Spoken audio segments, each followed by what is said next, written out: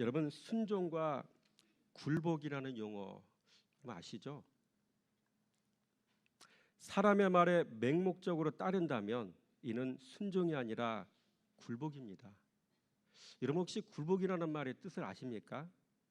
굴복이라는 말은 힘이 모자라서 복종함, 이런 뜻이 있더라고요. 그래서 하나님의 말씀은 순종해야 하지만 사람의 말은 분별하여 들어야 합니다.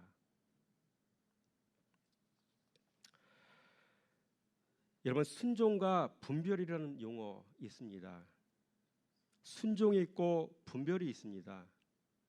말에 순종하는 것과 말씀에 순종하는 것은 엄연히 차이가 있습니다.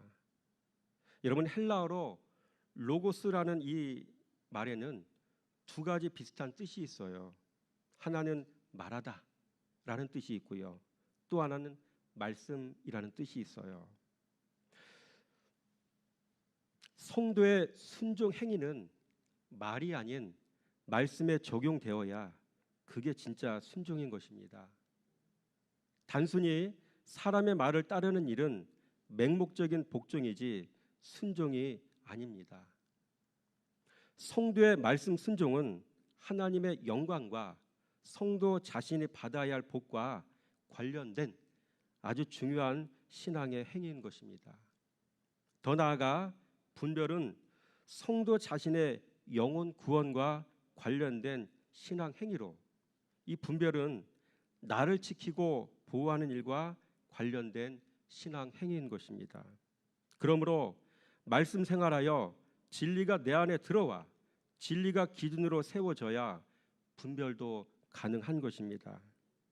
그러므로 성도는 자신에게 말씀이 있어야 순종도 가능하고 분별도 가능한 것입니다. 여러분, 지금 이 시대는 분별의 시대입니다. 내가 바르게 서 있나 분별해야 되고, 또 사람을 분별해야 되고, 교회를 분별해야 되고, 시대를 분별해야 되고, 세상을 분별해야 되는 것이죠.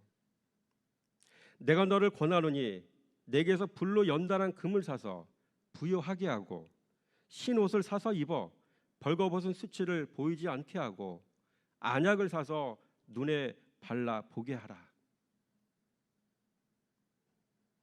여러분이 이런 삶을 살아가시기 바랍니다. 또 책망과 긍휼이 있어요. 책망이 필요한 사람이 있고 사랑이 필요한 사람이 있습니다. 또 긍휼이 필요한 사람이 있고 훈계가 필요한 사람이 있습니다. 그러나 아이러니한 것은 책망이 필요한 사람이 긍휼과 사랑을 요구한다는 것입니다. 훈계가 필요한 사람이 오히려 상대방을 훈계한다는 겁니다. 교만은 패망의 선봉이요 거만한 마음은 넘어짐의 앞잡이니라. 진리를 사랑하여 책망과 긍휼 사이에서 은혜 입은 성도가 되시기 바랍니다. 나를 사랑하는 자들이 나의 사랑을 입으며 나를 간절히 찾는 자가 나를 만날 것이니라. 여러분, 오늘 본문의 말씀의 제목은 복 있는 인생과 들락의 인생입니다. 여러분, 본문을 통해 알게 된 사람 분별하는 법은 무엇이겠습니까?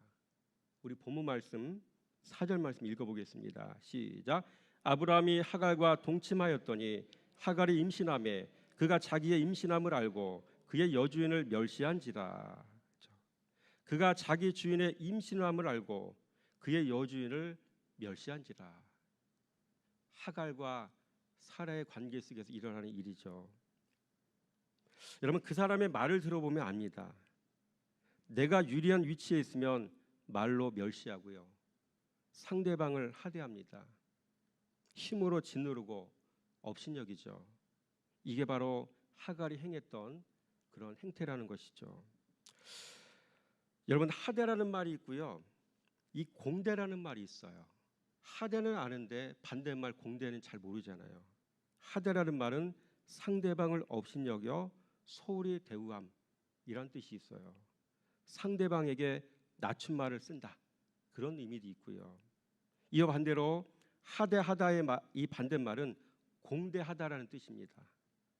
공손하게 대접함 또는 상대방에게 높임말을 씀. 이게 바로 공대라는 뜻이죠. 여러분, 그가 어떤 사람인지 알려면 무엇을 보면 알겠습니까? 그가 어떤 사람인지 알려면 그가 평소에 하는 말을 들어보며 압니다. 그가 어떤 사람인지 알려면 그가 행하는 행동을 살펴보면 압니다. 심지어 눈을 보면 알 수도 있습니다. 여러분, 주님은 말씀에 순종하는 법을 배우지 못한 사람은 어떤 모습으로 살아가게 된다라고 말씀하셨습니까? 오늘 본문의 말씀 11절 말씀 읽어보겠습니다. 시작. 그가 사람 중에 들나귀 같이 되리니 그의 손이 모든 사람을 치겠고 모든 사람의 손이 그를 칠치며 그가 모든 형제와 대항해서 살리라 하니라. 들나귀 같이 되리니, 말씀에 순종하는 법을 배우지 못한 인생은 결국 들나귀 인생으로 살아갑니다. 가정 안에서, 교회 안에서, 공동체 안에서. 셋째, 들나귀 인생의 전형적인 특징은 무엇이겠습니까? 12절 말씀 같이 한번 더 읽어보겠습니다. 시작. 그가 사람 중에 들나귀 같이 되리니 그의 손이 모든 사람을 치겠고 모든 사람의 손이 그를 칠지며 그가 모든 형제와 대항하여 살리라 하니라. 그의 손이 모든 사람을 치겠고.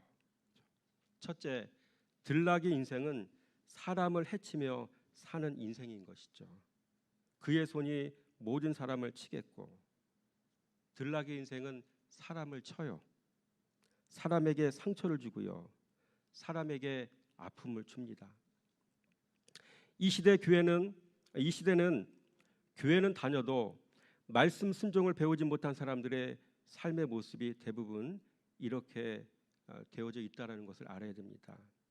여러분, 들나귀 인생의 대표 주제가 있습니다. 바로 성경에 나오는 가인이죠. 4장 8절 말씀 읽어보겠습니다. 시작. 가인이 그의 아우 아벨에게 말하고 그들이 들을 있을 때 가인이 그의 아우 아벨을 쳐 죽이니라. 가인은 동생 아벨의 제사는 하나님이 받으시는데 자신의 예배는 받지 않으시니 살인을 자행했습니다. 이런 사람은 상대방이 나보다 인정받고 잘 나가면 반드시 끌어내려야 되죠. 그리고 그게 안 되면 그를 죽여야 되는 것이죠. 그게 바로 들나귀 같은 인생을 살았던 가인의 모습이기도 한 것입니다. 둘째로 들나귀 인생의 두 번째 대표 주제가 있습니다. 바로 라멕이죠. 23절 말씀 시작. 라멕이 아내들에게 이르되 아다와 실라여 내 목소리를 들으라.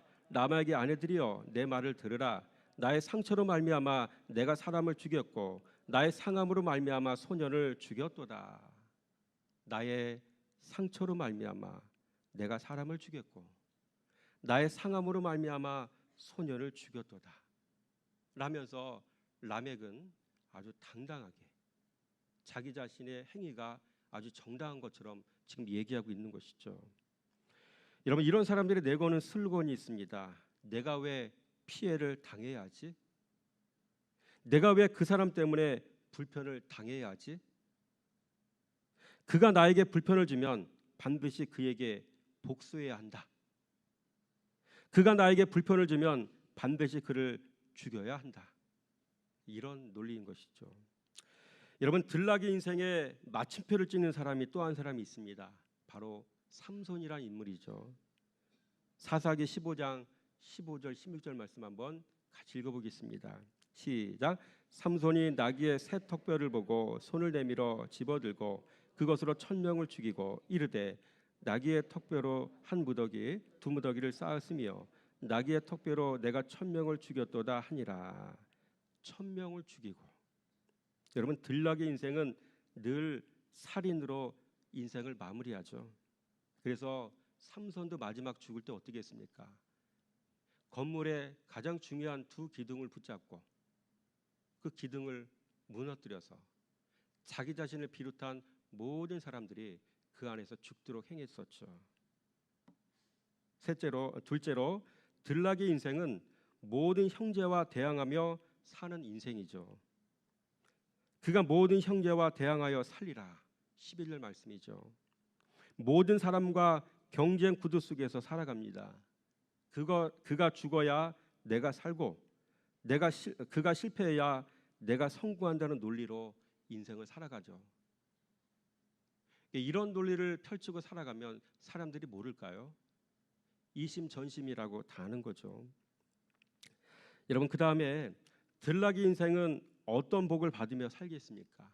들락이 인생도 복을 받아요. 창세기 16장 13절 말씀 시작. 하갈이 자기에게 이르신 여호와의 이름을 나를 살피시는 하나님이라 하였으니 이는 내가 어떻게 여기서 나를 살피시는 하나님을 배웠는고 함이라. 들락이 인생도 하나님께로부터 살피시는 은혜를 입는다는 것이죠. 내가 여기서 나를 살피신 하나님을 배웠습니다. 하갈이 하는 말이죠. 그러나 여기서 살핀다라는 말은 영어로 see입니다. 단지 보다, 이런 뜻이죠. 문제는 거기까지라는 것입니다. 마음까지 만져주시어 깨끗하고 소재된 마음 부드럽게 만들어 주셔야 할 텐데 말씀 사랑하지 않으니 그렇게 하실 수가 없는 것이죠. 말씀 사랑하지 않으니 여러분 그렇게 인생을 살 수밖에 없는 것입니다.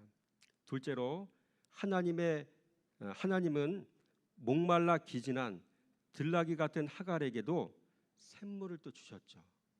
그를 보시는 은혜를 주셨고 샘물도 마시게 하셨고 14절 말씀 시작. 이러므로 그 샘을 부엘라이르라 불렀으며 그것은 가데스와 베레 사이에 있더라. 하나님은 목마른 하갈에게 육신의 목을 축일 수 있는 샘물을 주셨습니다. 하나님은 하갈에게 표적을 보여주신 것입니다. 문제는 이 또한 거기까지라는 것입니다. 육신의 목을 축이는 물은 주시지만 영생하도록 솟아나는 샘물은 주시지 않습니다. 정확히 말하자면 들나귀 인생은 영생하도록 솟아나는 샘물을 주셔도 그것을 받을 수가 없는 것이죠. 보이지 않고 들리지 않고 수용할 마음 자체도 없고 받을 수가 없는 것입니다. 그러나 말씀의 사람에게는 그리스도가 목마르지 않는 샘물이 되는 줄로 믿으시기 바랍니다. 말씀의 사람에게는 말씀이 샘물이십니다. 말씀의 사람에게는 예수 그리스도가 영원히 목마르지 않는 샘물이십니다. 더 나아가 말씀의 사람에게는 그리스도이신 말씀이 내 영혼을 살리는 생명의 떡인 것입니다. 말씀 순종하는 사람에게는 그리스도이신 말씀이 내 영혼 살리는 생명의 떡인 것입니다. 다섯 번째, 여러분 복의 사람의 특징은 무엇이겠습니까? 어두운 면을 살폈어요. 반대로 이제 밝은 면을 살펴야 되잖아요.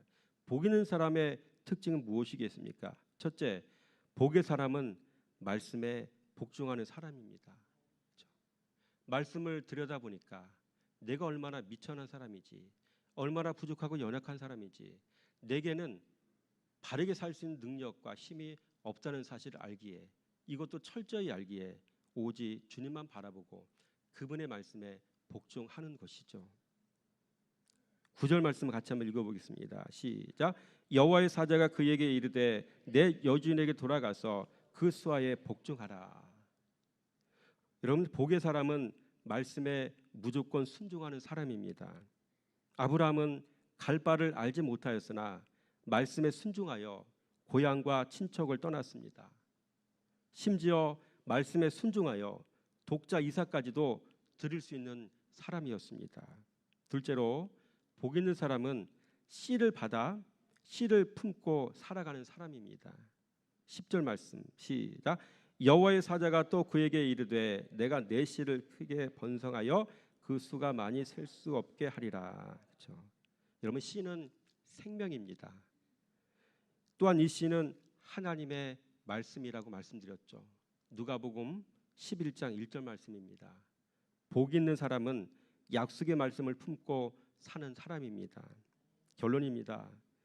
말씀에 복종하는 법을 배우며 살지 않으면 마셔도 또다시 목마르게 되는 샘물을 마시며 사는 인생이 될 수밖에 없습니다.